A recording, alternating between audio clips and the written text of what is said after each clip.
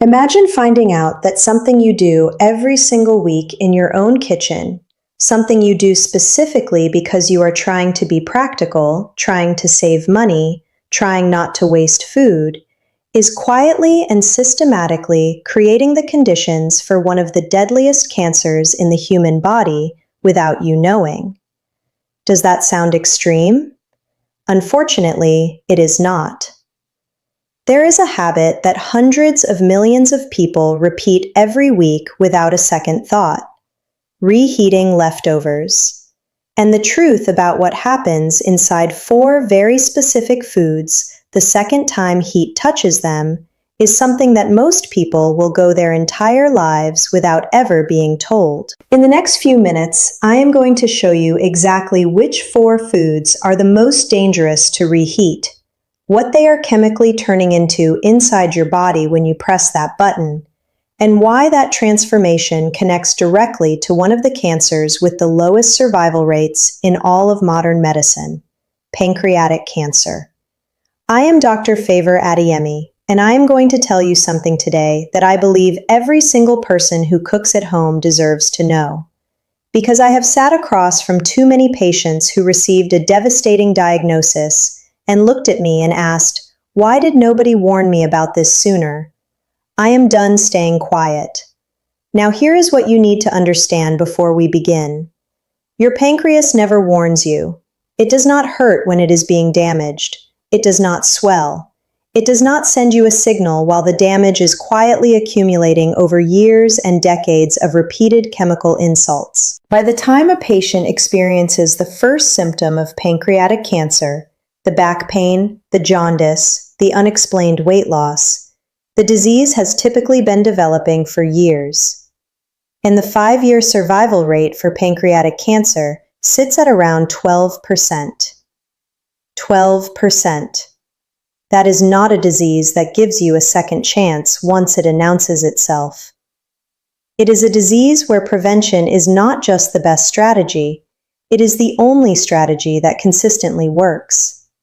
And some of what feeds that prevention is sitting in your refrigerator right now, waiting to be reheated for tomorrow's lunch.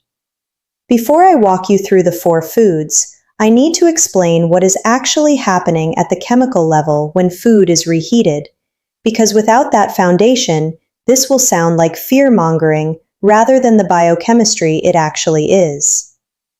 When certain foods are cooked the first time, natural chemical reactions occur.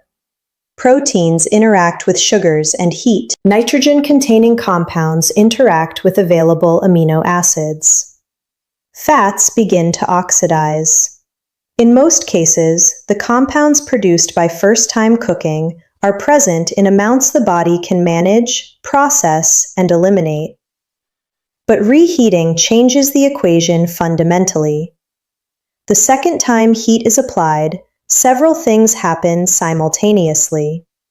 First, whatever protective antioxidant compounds were present in the original food are further degraded or destroyed. The biological buffers that would have partially neutralized harmful compounds are gone. Second, the chemical reactions that produced small amounts of carcinogenic compounds during first cooking are accelerated again, but this time without those buffers. Third, bacterial activity that occurred during cooling and storage has already begun converting certain compounds, particularly nitrates in vegetables, into more reactive and more dangerous intermediate forms. Heat then drives those intermediates forward into carcinogens. The specific class of compounds we are most concerned about from a cancer research standpoint are N-nitroso compounds, also called nitrosamines, and heterocyclic amines. Both have been classified by the International Agency for Research on Cancer as probable human carcinogens. Animal studies have provided strong evidence for the carcinogenicity of N-nitroso compounds on multiple organs, specifically including the pancreas. Research published in peer-reviewed journals has identified dietary N-nitroso compounds as one of the pathways through which repeated exposure contributes to pancreatic cancer risk. This is not speculative. This is documented in the scientific literature, and it connects directly to the foods I am about to name. Food 1. Processed meat, specifically reheated processed meat. This is the one that most people think they understand and actually do not. Hot dogs, sausages, bacon, ham, deli cuts, canned meat, any meat that has been cured, smoked, preserved, or processed using nitrates and nitrites as a preservative. These foods already contain a meaningful concentration of N-nitroso compounds simply from the way they are manufactured. The nitrites used as preservatives react with the amines naturally present in meat protein during processing, producing nitrosamines before the food ever reaches your kitchen. When you reheat these foods, you are not starting with a clean chemical slate. You are applying heat to a food that already contains documented carcinogens, and heat accelerates nitrosamine formation. The higher the temperature and the longer the exposure, the more the reaction compounds.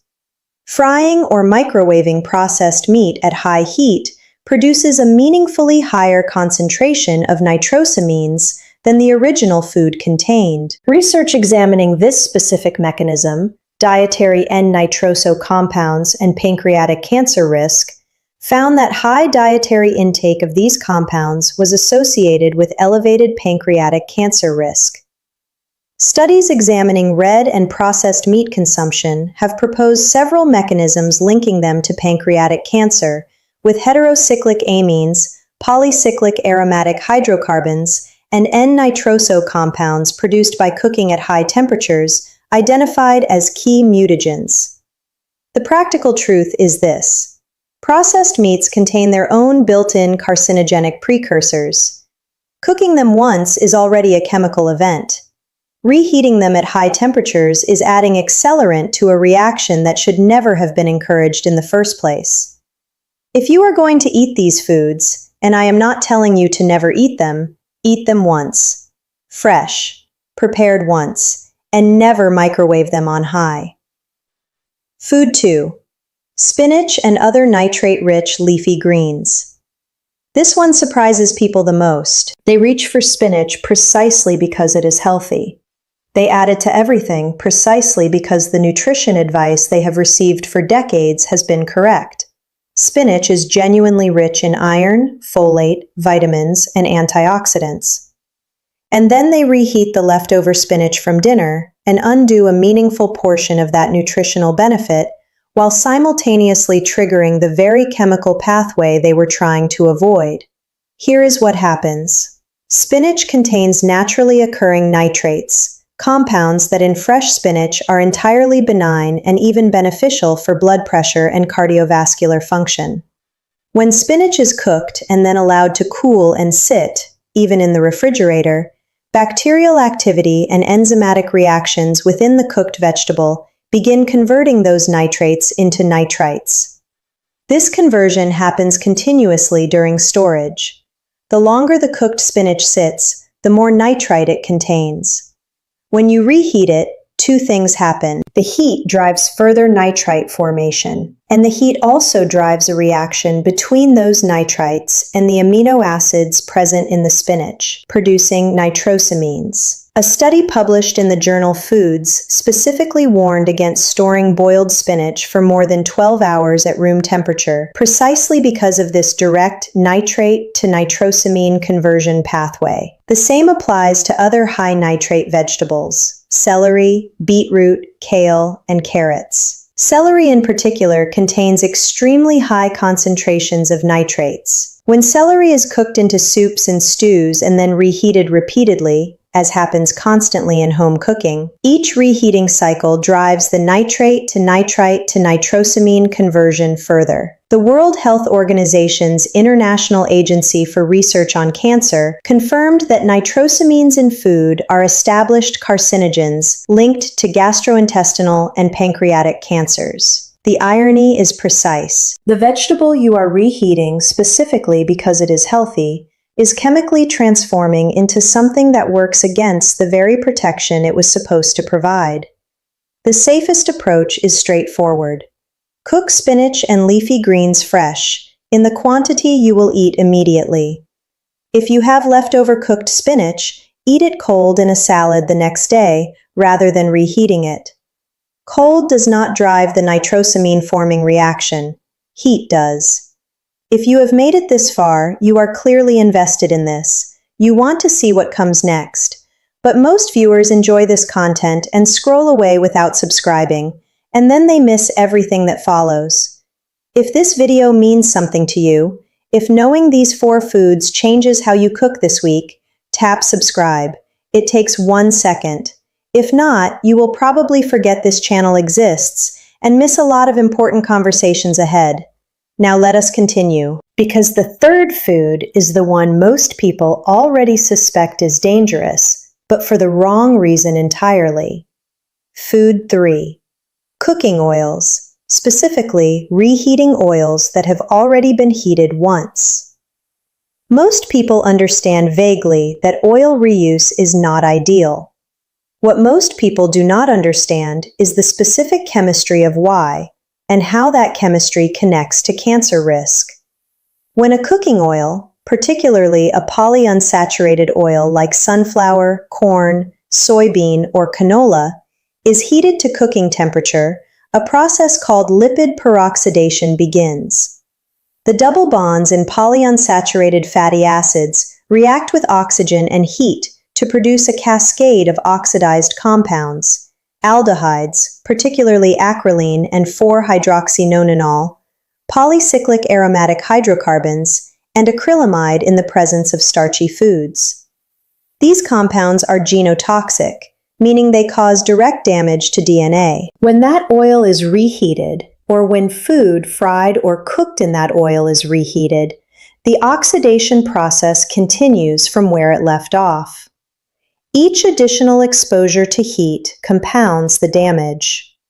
The smoke point, the temperature at which an oil begins to visibly break down, lowers with each use, meaning the oil reaches its toxic breakdown threshold faster and at lower temperatures with each reheating cycle.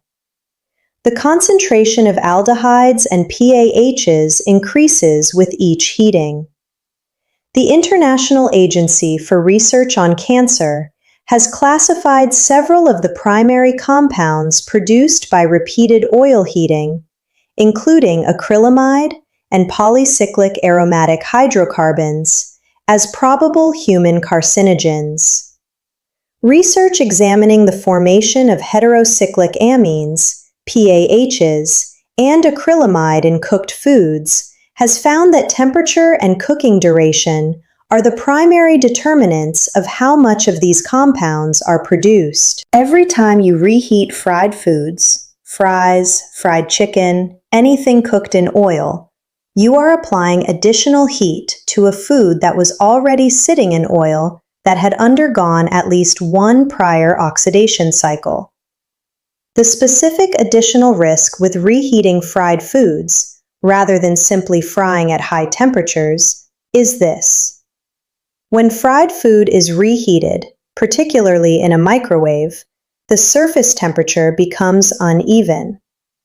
Some areas of the food are scorched at very high temperatures, while others barely warm. The scorched areas produce the highest concentrations of all 3 classes of compounds, HCAs, PAHs, and acrylamide. While you may not even notice the scorching because it occurs at a microscopic level that does not always produce visible browning. The safer approach: do not reheat fried foods. Eat fried foods once, fresh, immediately after cooking.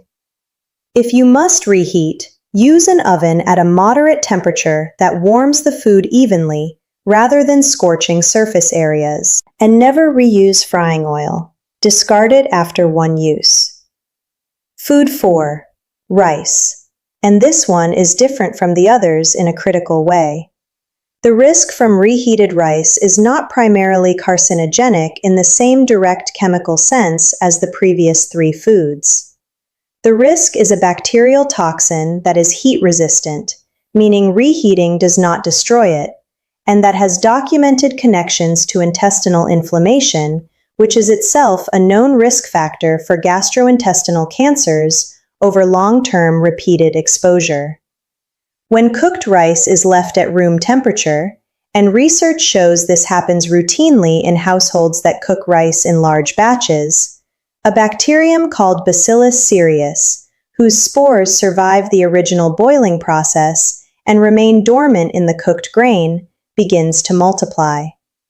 This bacterium produces two types of toxins. One causes vomiting within hours. The second causes diarrhea and is produced specifically during the storage phase rather than after reheating. The critical point that most people do not know is this. When you reheat the rice, you kill the bacteria.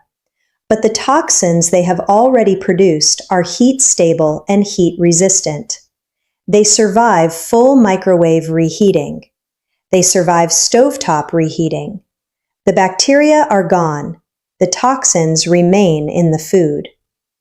In the short term, those toxins cause nausea, vomiting, abdominal cramping, and diarrhea. Unpleasant but survivable.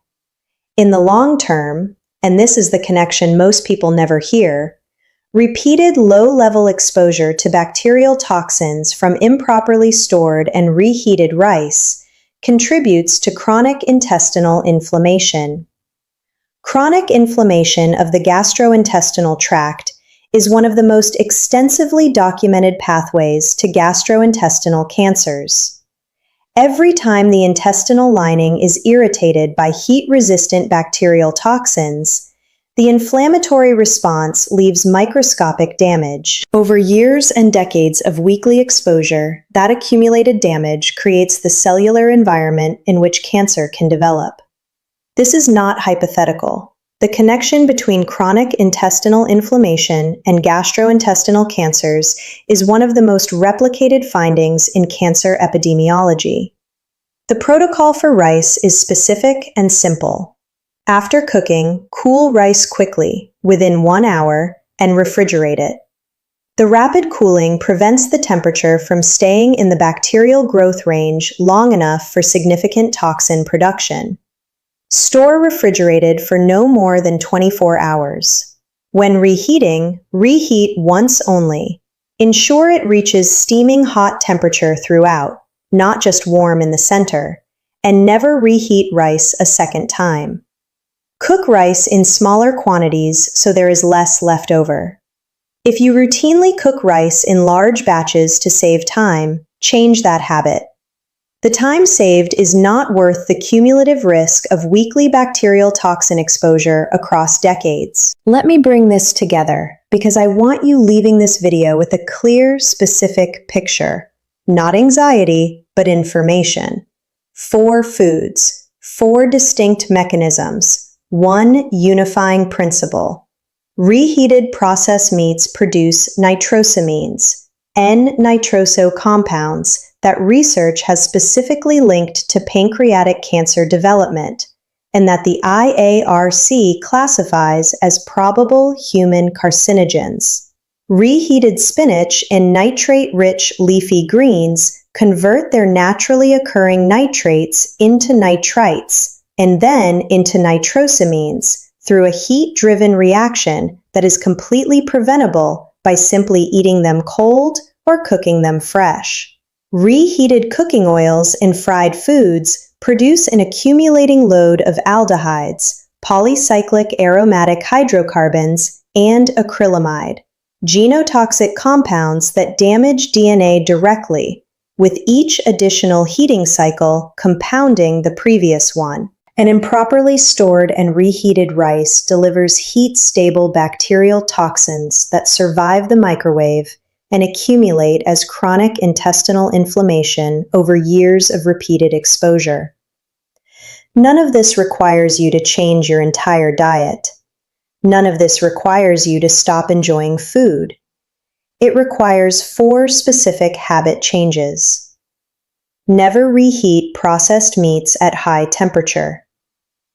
Eat cooked spinach and leafy greens cold the following day rather than reheating them. Discard used cooking oil and never reheat fried foods.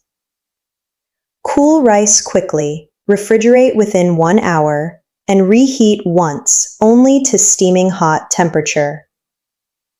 That is the practical summary. Those 4 changes, applied consistently to your weekly kitchen habits, meaningfully reduce your exposure to the specific class of compounds that researchers and oncologists connect to the cancers with the lowest survival rates. Now tell me something in the comments. Which of these 4 foods surprised you the most? Because the answer I hear from people watching this almost always tells me exactly where the biggest gap in public health education is, and that shapes every video I make after this one. Your comment matters more than you know. If this video gave you something that will genuinely change how you cook this week, share it. Not for this channel, for the person in your life who reheats their leftover sausage every morning and has never once thought about the chemistry they are eating alongside it. That share may be the most useful thing you do for their health today. Subscribe for more honest conversations about what science actually says about the food choices that matter. Next time, we are going to cover the 5 breakfast foods that are routinely marketed as healthy and that the research increasingly suggests are doing the opposite, particularly for adults over 60.